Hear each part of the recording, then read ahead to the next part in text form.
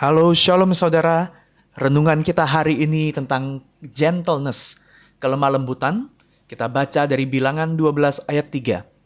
Adapun Musa ialah seorang yang sangat lembut hatinya, lebih dari setiap manusia yang di atas muka bumi. Saudara, binatang apa sih yang kira-kira mewakili ungkapan lemah lembut? Apa yang muncul di benak saudara? Nah, yang dulu sering muncul di benak saya adalah anak kucing ya. Karena cute, matanya besar, kelihatan lemah dan gemulai. Tapi sebenarnya gambaran ini tidak terlalu tepat untuk mewakili makna lemah lembut yang sebenarnya.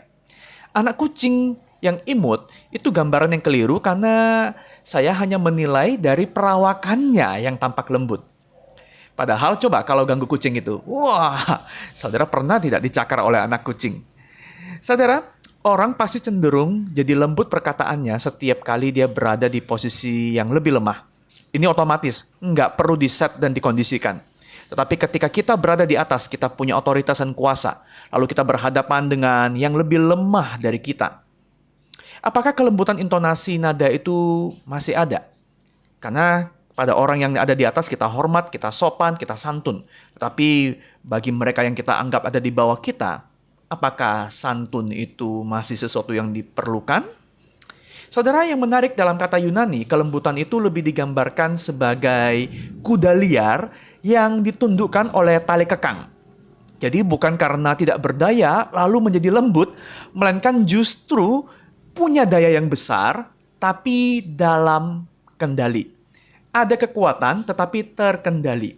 Jadi kelemah lembutan itu justru adalah ketika kita berhak dan bisa menggunakan kuasa dan bahkan amarah, tetapi tidak kita lakukan karena kita dapat mengendalikan diri. Dan bukankah itu yang kita temukan dalam kasus Musa di Bilangan 12? Tuhan memberi Musa posisi yang tinggi. Tentu sulit ya secara alamiah bagi kita yang punya otoritas untuk menjadi lembut, apalagi terhadap orang yang menyerang diri kita. Apalagi yang diserang adalah kehormatan kita.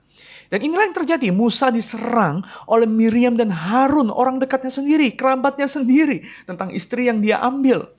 Tetapi Musa tidak membela diri. Dia berlaku lembut terhadap Miriam dan Harun dan membiarkan Tuhan yang mengendalikan situasinya. Kelemah lembutan di sini adalah bahwa kita tidak lebih peduli pada kehormatan diri ketimbang kita peduli pada kehormatan Tuhan dan efeknya bagi orang lain.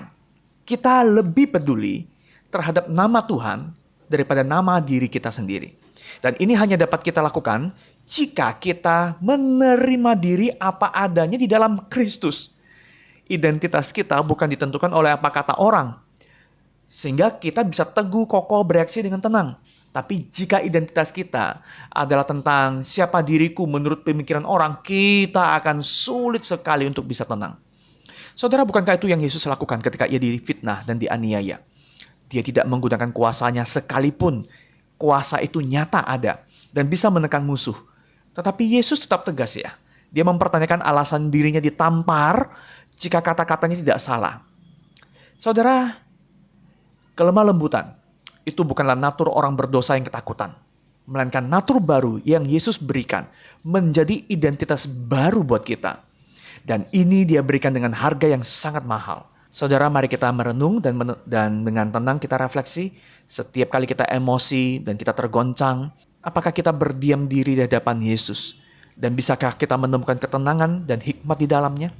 Identitas kita ada pada kata orang? Atau sudahkah kita temukan itu di dalam Yesus? Selamat merenung, Tuhan Yesus memberkati.